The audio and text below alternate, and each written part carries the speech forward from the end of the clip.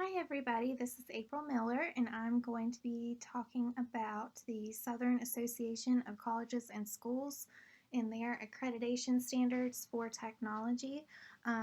Just to start off with, we are going to focus on the online and distance education aspect of their accreditation standards because they mainly focus on technology. This is where I found the most information about their standards of technology.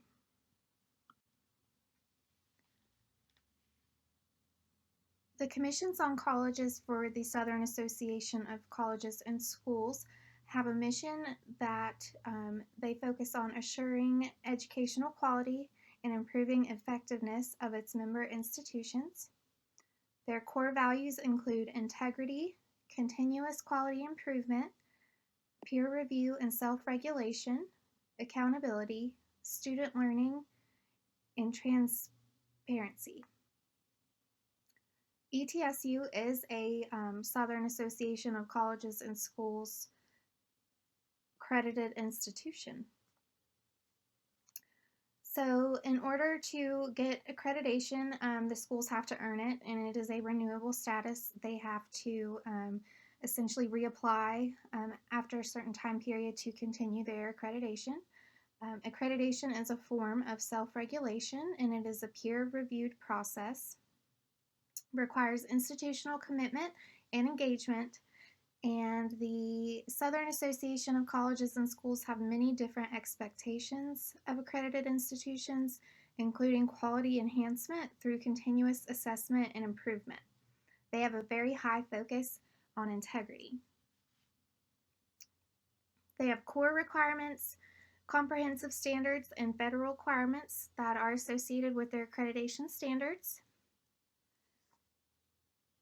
They place a big focus on the need for the institution's use of technology to enhance student learning, and they also want technology to be appropriate for meeting the objectives of its programs. They also require that students have the access to necessary technology for their courses and their programs, and they also require that students have adequate training to use this technology. Some federal requirements that are followed through the Southern Association of Colleges and Schools include the fact that they have to verify the student's identity, who they are is who they say they are. This can be done through passcode, proctored exams, or other technologies that can verify identity. There must be written procedures for student privacy protection, and there also has to be a written procedure that is distributed at time of student enrollment to notify the student of any additional charges associated with verification of their identity.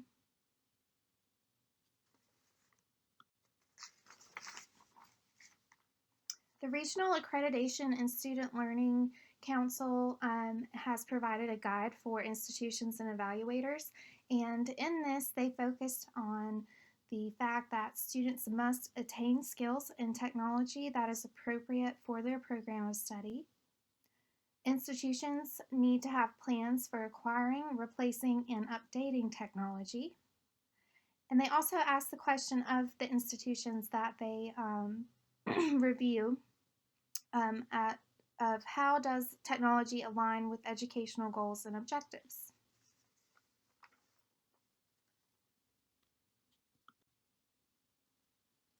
The Southern Association for Colleges and Schools has published some guidelines for addressing distance and correspondence education.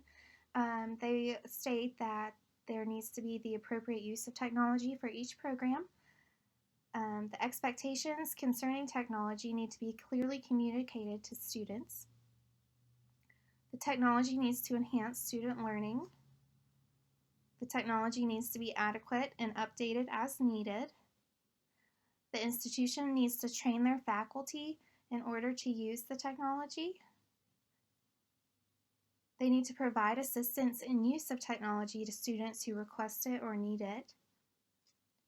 Students need to have the necessary equipment to succeed in their program.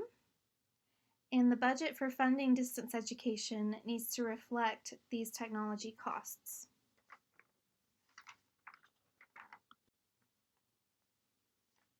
The Southern Association of Colleges and Schools Commission on Colleges has also published best practices for electronically offered degree and certificate programs. And this states that the institutions need to provide students with reasonable technology support for each educational program that uses technology. They need to choose technology based on appropriateness for students and the curriculum. They should consider availability and cost and focus on policies that are in place to keep technology up to date. They also need to decide if the chosen technology is likely to be accessible by the target student population of the program. They must have appropriate system reliability and emergency backups for technology services. And they need to use technology to improve pedagogy, student achievement, and retention rates.